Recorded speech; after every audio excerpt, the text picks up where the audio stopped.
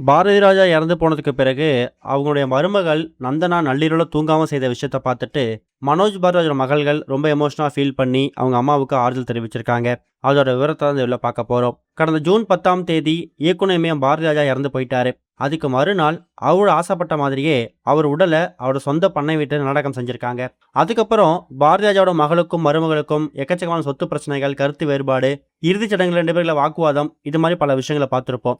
அந்த ஒரு சம்பவத்துக்கு பிறகு இப்ப மறுபடியும் மனோஜ் பாரதியோட மனைவி அதாவது நந்தனா சென்னைக்கு போயிட்டாங்களாம். சென்னைக்கு போயிட்டு நீலாங்கரையில் இருக்கக்கூடிய அவங்க வீட்டில் அங்கே தான் மகளோட வசிச்சிருக்காங்க. அந்த வீட்டில் தான் பாரதி ராஜா தன்னோட கடைசி காலத்தை ஓட்டியிருக்காரு. பாரதி ராஜாவோட கடைசி காலகட்டத்தில் மகள் பக்கத்தில் இல்லை, அவங்க மலேசியாவுக்கு போயிட்டாங்க. இன்னொரு பக்கம் மனைவி தேனி மாவட்டத்துக்கு போயிட்டாங்க. மருமகள் பக்கத்துல இருந்து அடிக்கடி வந்து பார்த்துருக்காங்க.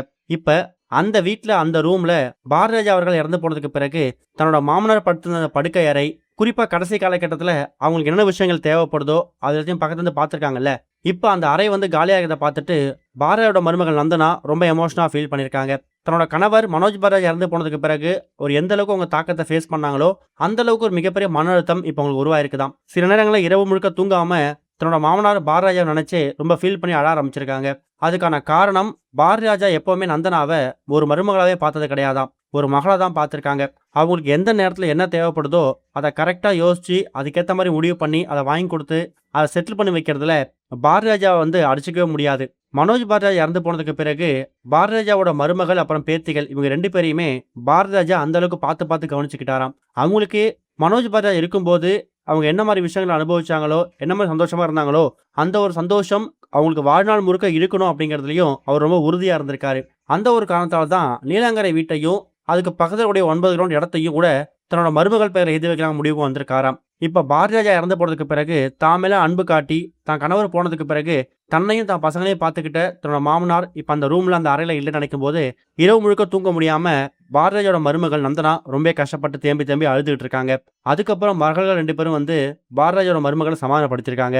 இது ஒரு பக்கம் இருக்க, தமிழ் சினிமால டாப்ல இருக்கக்கூடிய ஹீரோஸ் அவங்க வந்து சினிமால கலக்கிறது மட்டும் இல்லாம அவங்களோட வாரிசுகளையும் சினிமாவில் இன்ட்ரோடியூஸ் பண்ணி வைக்கிறது வழக்கமான ஒண்ணுதான். அப்படிதான் இப்ப முதலமைச்சர் விஜய் அவரோட பையன் சஞ்சயும் சிக்மா அப்படின்னு சொல்லக்கூடிய படத்தை இயக்கி அந்த படத்துக்கான ரிலீஸ் வந்து தயாரா இருக்கு. இது மாதிரி எக்கச்சக்கமான பிரபலங்கள் அவங்களுடைய வாரிசுகளை அவங்க பசங்களை சினிமாவுக்கு அறிமுகப்படுத்தி வச்சிருக்காங்க. அந்த வரிசையில இப்ப நடிகர் தனுஷ் அவர்களும் தன்னோட பையனை சினிமாவில் வந்து அறிமுகமாக்க போறார் அப்படிங்கிற மாதிரியும் ஒரு விஷயம் கிடைச்சிருக்குது.